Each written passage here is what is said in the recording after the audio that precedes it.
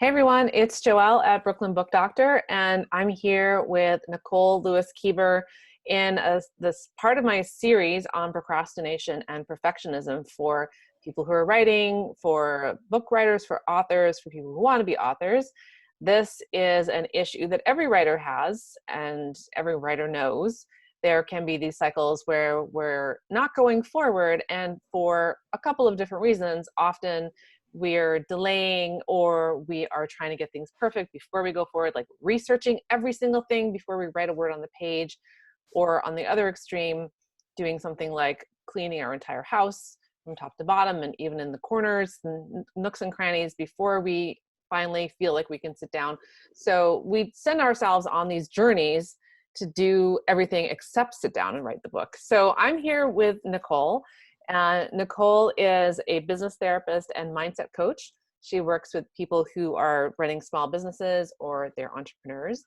And she specializes in uncovering the childhood traumas that might be influencing how we structure our businesses, and with the idea that nobody wants to recreate these things in their adult lives. So let's look at them and not recreate them in our business structures, our communication, or relationships. So, hey, Nicole, it's great to have you here.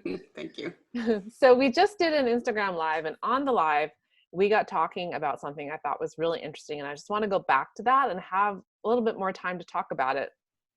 So Nicole was saying that when we go on social media, and there's a lot of social media we can be on: Instagram, Facebook, Twitter, Snapchat, TikTok, LinkedIn, there's many more that I'm not even remembering, WhatsApp, anyway, you know what I mean.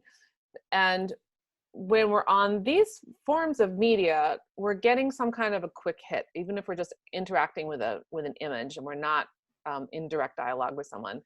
But it's a lot of quick visual, immersive experiences versus in very opposite experience of writing a book, which is a long process.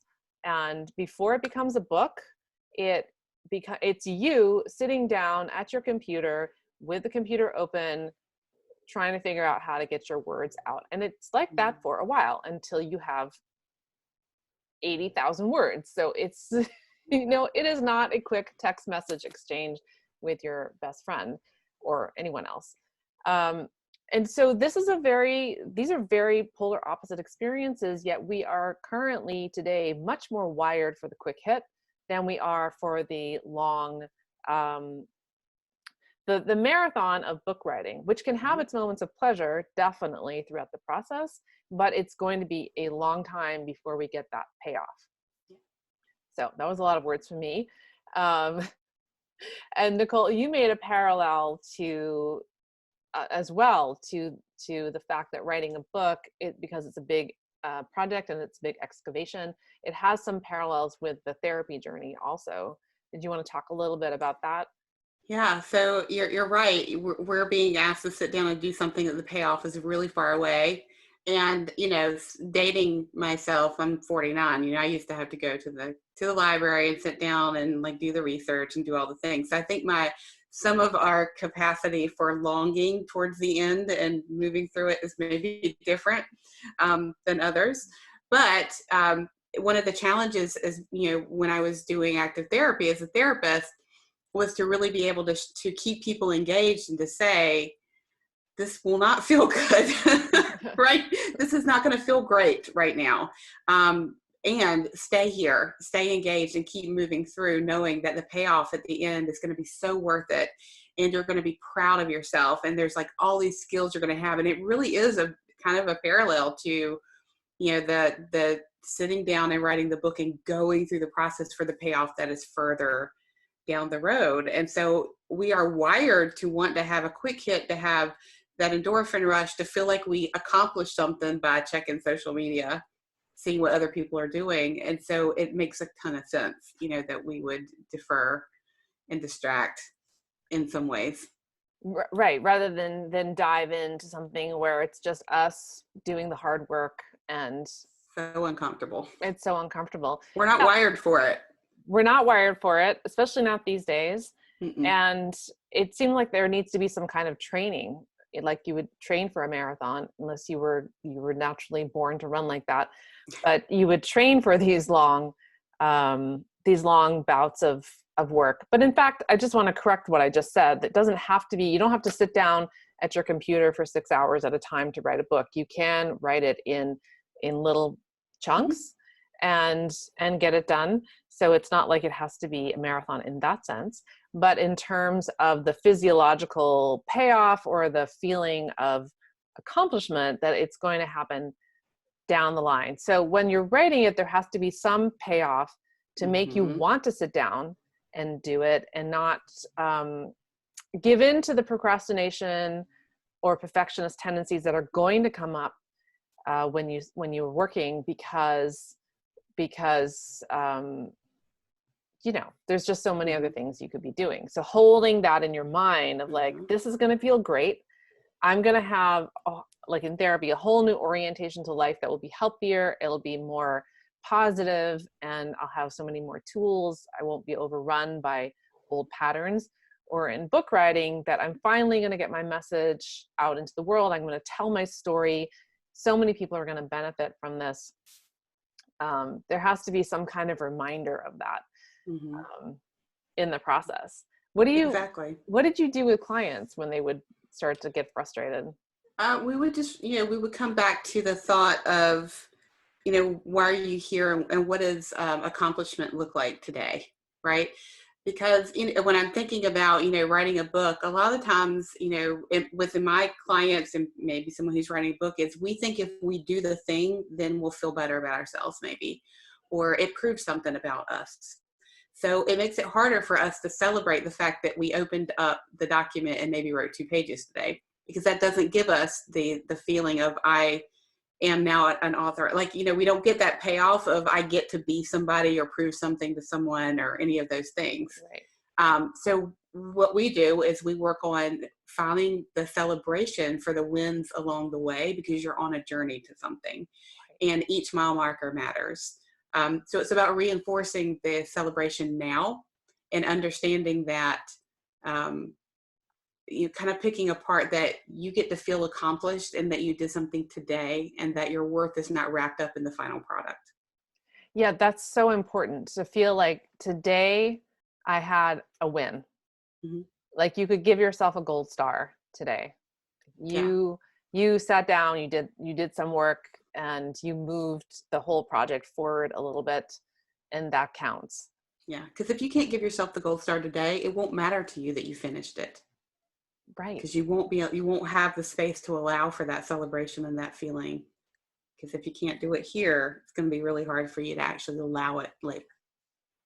So having some pleasure in the moment, having a feeling of accomplishment in these tiny bits and bites along the way is just as important as when you sign your book deal contract, or when you hold your book in your hands at last, or when you're doing a book signing, or any of those things that we associate with being an author. We have to build into the process these rewards so that our nervous system can feel like this is a worthwhile endeavor. Yeah. I feel like if I could design this system, yeah, it would help a lot of people. Yeah, and when you were introducing to me, something came into my head I wanted to mention really quickly, that we also have to kind of redefine what procrastination and perfectionism looks like, because it's a very linear here. It's, very binary and linear. Yeah. And so a lot of us in the world, it looks like we're procrastinating, and we've been told we're procrastinating, but we're actually processing. So I think disrupting the definition of what it means to work through that too can be super helpful, because we have been conditioned to think that behaviors that are processing are actually procrastination when they're not. That's a really great point, because a very legitimate part of a creative process is what some people call cleaning your brushes. If you're a visual artist and you go in the studio and you have to get your materials ready, whatever they are, then you've got to clean things up, or you've got to organize things. And in that time, you are preparing yourself for the process that's to come. So sometimes it's not procrastination, although we're not sitting down and working. It's actually a process of deep reflection or unconscious moving of the material around so that we are in that position to get it down, to write it out. Yeah, but we haven't been socialized to value that. It's true. We haven't been socialized. Like sometimes you can be working hard when you're just on your couch reading because your mind's working on something. Mm-hmm. How many of us were that kid and had a parent saying we were being lazy or procrastinating? We're like, I'm thinking about what I want to do, or Right. I'm pondering it. We have the language for that, and it becomes a part of how we see ourselves and the part of how we see how we do things, and it That's right. becomes problematic as opposed to that's just who you are. Right. And I think then it becomes tricky to know, is this procrastination or am I percolating? And Mm-hmm. if you're percolating, then value that. Yep. And it's definitely worthwhile. But if you're procrastinating, you might want to put a little fire in there so that you do sit down and overcome your resistance, because Mm-hmm. that can be very much a part of the writing process, is just resisting the entire thing. Oh yeah, and we know what that feels like, but no one's really given us the clarity to ask that question. Is this percolation or procrastination? Either one I can deal with, but I need to get clear and name it. Yeah. And So, then it could be something that we do without judgment. Say, oh, well, mm-hmm. today I was procrastinating. And then that's Yeah. it. That's today. And then Mm-hmm. today is over and there's another day Mm-hmm. to take the judgment out. Yeah. That's really helpful. Good. I'm I think glad. I think that's really great. Okay, I feel like that is like the golden nugget from our conversation. I feel like we can just wrap it up right there. But I want Mm-hmm. to tell everyone that if they're interested in learning more about you or possibly working with you, that they can find more information out about you on your website, nicole.lewis-keeber.com. I'll spell that for you. So Nicole, as you would expect, .lewis, LEWIS -Keeber, KEEBER.com. And you can find out more about Nicole there and all the great work she's doing. And look for her book coming down the line. And she's working on it right now. So it's going to be a thing. It is going to be a thing.